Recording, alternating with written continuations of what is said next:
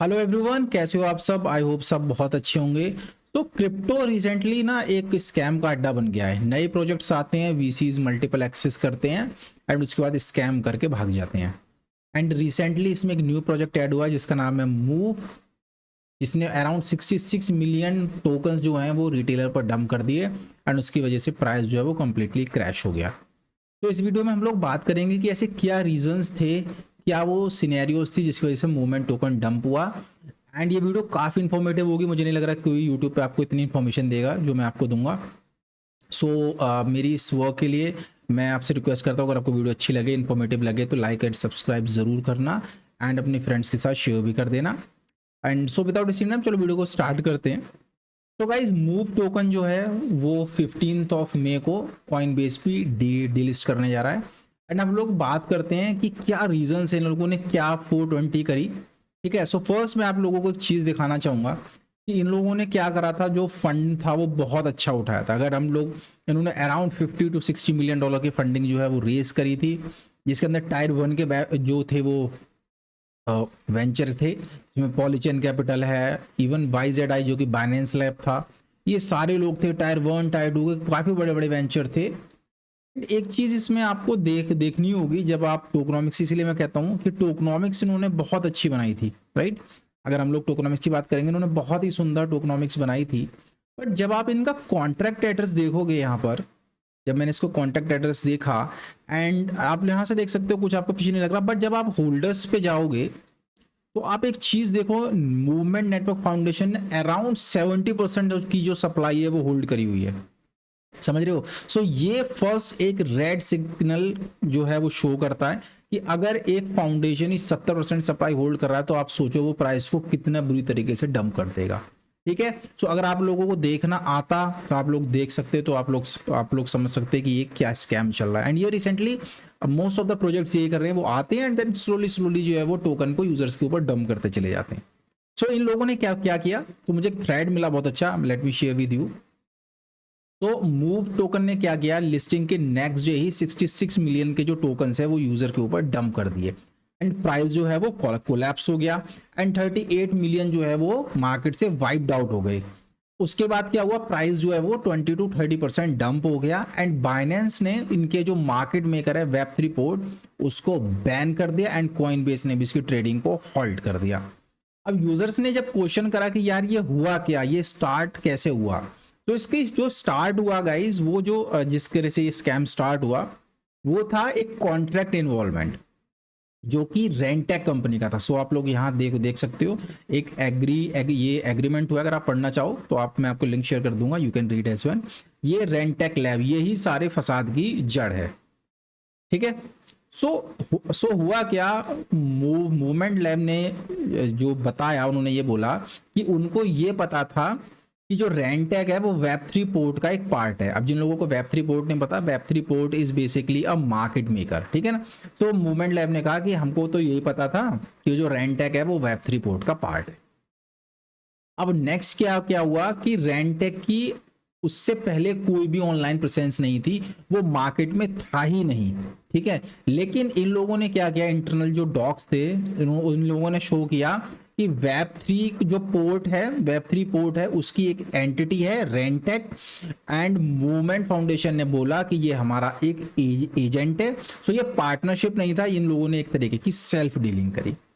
उसके बाद क्या हुआ, इनके हर जो भी मार्केट में कोई प्रोजेक्ट आता है तो उसका लीगल काउंसलर होता है। तो इनके जो लीगल काउंसिल थे YK पॉप, ठीक है, उन्होंने बोला कि मैंने ऐसा वाहियात एग्रीमेंट आज तक नहीं देखा। और इसके जो डायरेक्टर थे जिनका नाम था मार्क पियानो, उन्होंने भी इसको साइन करने से मना कर दिया। जब इन्होंने साइन करने से मना करा तो कुछ वीक बाद उन्होंने कुछ जो है वो चेंजेस लेके आए एंड उसके बाद उन लोगों ने उसको साइन कर दिया। अब यहां से ड्रामा स्टार्ट हुआ। तो कॉन्ट्रैक्ट में एक बहुत इंपॉर्टेंट जो क्लॉज था, वो क्लॉज आप यहां देख सकते हो। ठीक है, ये आप देखो, इस कॉन्ट्रैक्ट को आप लोग देख लेना पॉज करके वीडियो में। इस कॉन्ट्रैक्ट के अंदर क्या लिखा हुआ था कि अगर मूव की जो FDB है वो अगर 5 बिलियन हिट हो जाएगी तो रेंटेक, ये जो नेक्स्ट है, रेंटेक कुड लिक्विडेट।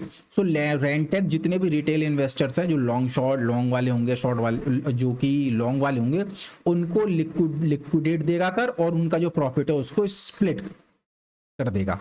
तो आप सोचो इन लोगों ने एक अपने ही क्लॉज लाए एंड अब प्राइस को पंप कराने के बाद उसमें डंप का भी क्लॉज ले आए, ताकि ये दोनों तरीके से पैसा अर्न कर सके। ठीक है। एंड उसके बाद जब मूवमेंट लैब से ये पूछा गया तो मूवमेंट लैब ने बोला कि हम लोगों को तो नहीं पता, हम लोगों को एक तरीके से मिसलीड करा गया है, ठीक है ना, ये एक तरीके से झूठ बोला गया है। एंड उन्होंने बोला कि हम लोगों ने एक फोरेंसिक जो है वो टीम हायर करी है, ठीक है ना, जिसका नाम है ग्रूम लेक, उसको इन्वेस्टिगेशन, बट ये सब बकवास है। एंड फिर क्या हुआ, रेंटेक ने एंड मूवमेंट लैब ने ऑलरेडी काफी कॉन्ट्रैक्ट्स जो थे वो साइन किए हुए थे। ठीक है। अब एक रोल आता है, इनके एक एडवाइजर थे जिसका नाम था सैम। सैम बोल रहे हैं कि यार मुझको कुछ नहीं पता था, मैं इस चीज का पार्ट नहीं हूं और मेरा कोई ऑफिशियल रोल नहीं है, बट जितनी भी मेल गई थी उसके अंदर हमेशा सीसी में सैम को रखा गया था। जैसे आप लोग देख सकते हो, सैम को कोई भी अगर मेल जाती थी वो रूशी को और सैम को हमेशा सीसी होती थी।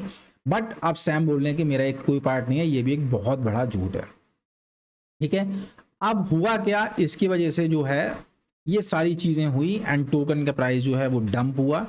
ठीक है। उसके बाद जो है कॉइनबेस ने बोल दिया कि अब हम लोग इसको डीलिस्ट करने जा रहे हैं 15 को। एंड अभी मूवमेंट की क्या सिचुएशन है कि मूवमेंट जो है वो डीलिस्ट हो गया, बाइनेंस भी हो सकता है इसको डीलिस्ट कर दे।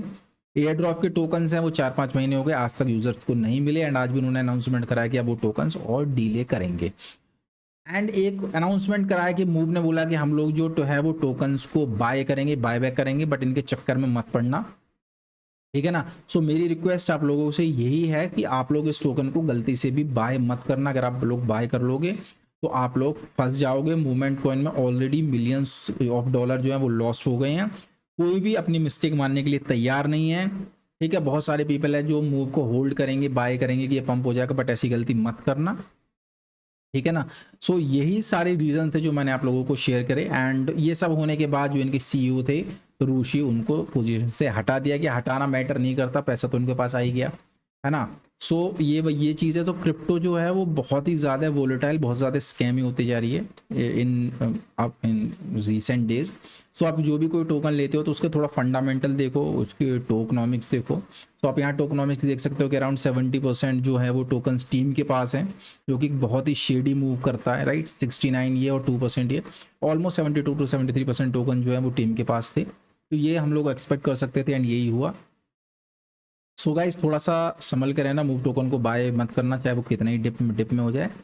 तो गाइज यही था इस वीडियो में। आई होप आपको वीडियो अच्छी लगी हो। अगर अच्छी लगी हो, इन्फॉर्मेटिव लगी हो, तो लाइक, सब्सक्राइब, शेयर ज़रूर करना एंड मुझे सपोर्ट करते रहना। Bye guys.